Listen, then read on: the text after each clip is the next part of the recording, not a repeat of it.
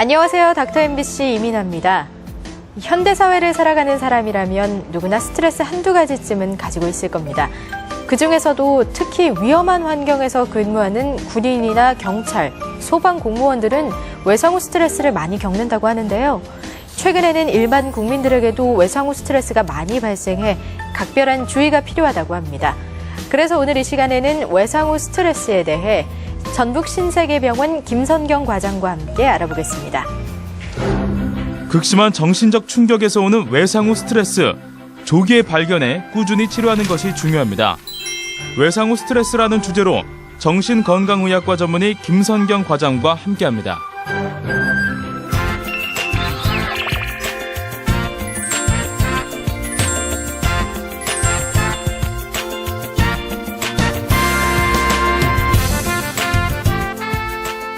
과장님 안녕하세요. 안녕하세요.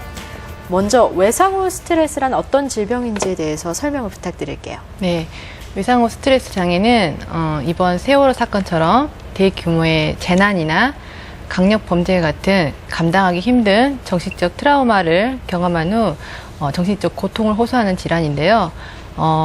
이때 이 외상은 일상생활에서 좀 벗어난 사건들입니다. 네. 예를 들어 조금 전에 말씀드린 세월호 사건처럼 재난사고 또는 전쟁, 그리고 일본 대지진 같은 자연재해, 우리나라를 예를 들면 300여 명의 희생자를 낸 대구 지하철 방화 사건 등의 큰 사건이 있고요. 네.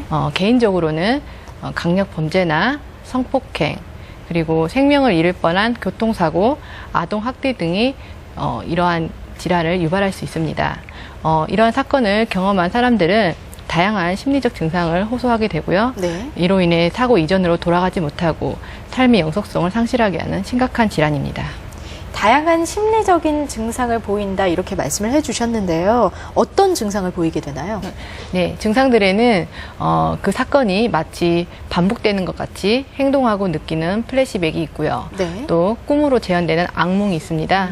그리고 그 사건이 집요하고 반복적으로 회상되기도 하고요. 근데 소아의 경우는 조금 다른데요. 그 사건을 재현한다든지 반복적인 놀이를 통해서 나타내기도 하고요. 네. 또는 내용을 알 수 없는 무서운 꿈으로 나타나기도 합니다. 다음 증상으로는 외상과 관련되는 사건들을 자꾸 회피하게 됩니다. 네. 회피하는 대상으로는 사람, 장소, 그런 상황 등이 있을 거고요. 예를 들어서 생명을 잃을 뻔한 교통사고를 당한 사람들은 네. 자동차를 회피하거나 또는 그와 관련된 TV나 뉴스 같은 것을 회피하게 될 것입니다. 네. 그리고 많은 사람들의 경우에서 자꾸 그 사고를 어떻게 하면 막을 수 있었을지에 대한 질문을 반추하게 됩니다. 예를 들어 왜 그 사고가 나에게 일어났을까?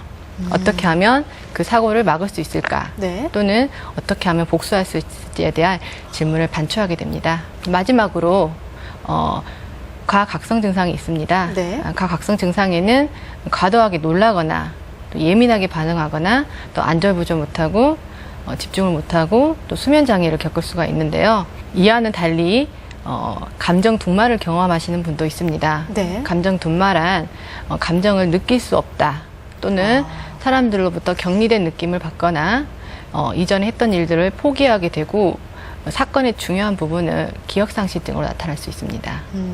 그러면 외상 후 스트레스는 어떻게 진단을 내리게 되나요? 심리적 충격을 주는 외상을 경험한 사람이 세 가지 특징적인 증상이 사건이 발생한 후 4주 이후에도 지속될 경우를 진단할 수 있는데요. 네네. 외상의 특징은 일상생활에서 벗어난 사건, 실제적이고 위협적인 죽음이나 심각한 상해를 일으킬 정도의 사건이어야 하고 네. 이거를 실제 경험하거나 혹은 목격했을 경우에 해당되고요. 예를 들어 자동차 접촉사고나 배우자 간의 이혼은 해당되지 않겠습니다. 그리고 만약에 증상이 4주 이내에 소실되게 될 경우는 급성 스트레스 장애로 진단할 수 있습니다. 그런데요, 이렇게 큰 사건을 경험하는 분들은 모두 외상 후 스트레스가 생기는 건가요? 모든 사람에서 나타나는 것은 아닙니다. 누구나 큰 충격적인 사건을 경험하게 되면 불안과 분노, 공포심, 죄책감을 경험하는데요. 그렇죠. 네, 한 달 이내에 나타나는 경우는 대체로 정상적인 반응을 봅니다. 네네. 그런데 상황이 완전히 해결이 되고 네. 안전한 상태임에도 불구하고 증상이 지속되거나 어떤 사고에 대한 기억을 회피하거나 숨기려고 하는 사람들이 있는데요. 이런 경우는 트라우마가 아주 극심했을 경우나 또는 개인적으로는 이전에 예, 개인적으로는 어려서 소아 학대 같은 그런 경험이 있거나 네. 또는 이전에부터 가지고 있던 정신과적 질환이 있으셨거나 또는 그 스트레스 자체가 어떤 개인적인 의미가 있을 경우에는 위험 요소가 된다고 볼 수 있습니다. 그리고 연령으로는 나이가 아주 어리거나 또는 반대로 아주 고령일 경우에 위험 요인이 된다고 볼 수 있습니다. 그러면 외상 후 스트레스 외에 다른 증상들이 있기도 하나요? 네, 큰 사건을 겪게 되면은 처음에는 그 사건이 일어났을 때 최근 세월호 사건 같은 경우 보면은 가까운 사람이나 사랑한 사람을 잃게 되는 경우에 심리적인 변화가 옵니다. 네. 이런 경우는 질환을 오래 앓다가 예견된 죽음을 맞는 경우와는 달리 갑작스럽고 충격적인 사건으로 받아들여져 처음에는 부정하는 단계가 됩니다. 네네. 이후에는 그 죽음에 대해서 관련된 사람들이나 세상에 대한 분노를 하게 되고요. 그 이후에 그 분노가 자신을 향하게 되면서 무가치감과 아무것도 할 수 없었다는 것에 대한 죄책감을 느끼면서 우울 단계가 보입니다. 이 우울 단계에서는 사람들의 도움을 거부하고 불안하고 네. 절망하면서 극단적인 방법으로는 자살을 할 수도 있기 때문에 주의 깊은 관찰하고 적극적인 치료가 필요합니다. 그러면 이 외상 후 스트레스는 어떻게 치료를 하게 되나요? 외상 후 스트레스 장애는 초기 대응이 아주 중요한데요. 즉각적인 조기 개입이 필요합니다. 네네. 우선 환자에게 상황이 종료되었고 안전하다는 걸 알리면서 이 어려움을 함께 극복할 수 있다는 것을 알려줘야 하고요. 그럼으로써 환자가 사고에 대한 두려움을 벗어나게 됩니다. 그리고 또 중요한 것은 본인의 책임이 아니라는 것을 반복해서 알려줌으로써 사고에 대한 과도한 죄책감을 떨쳐버릴 수 있도록 해야 합니다.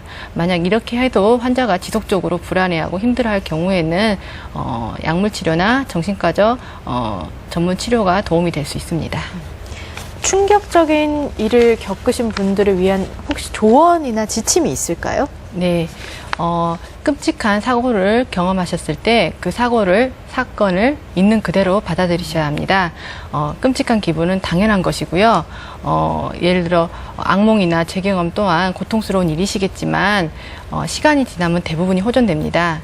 그리고 충분한 휴식과 네. 적절한 음식 섭취 및 적당한 운동으로 몸을 단련시켜야, 몸을 회복시켜야 마음도 함께 건강해질 수 있으시고요.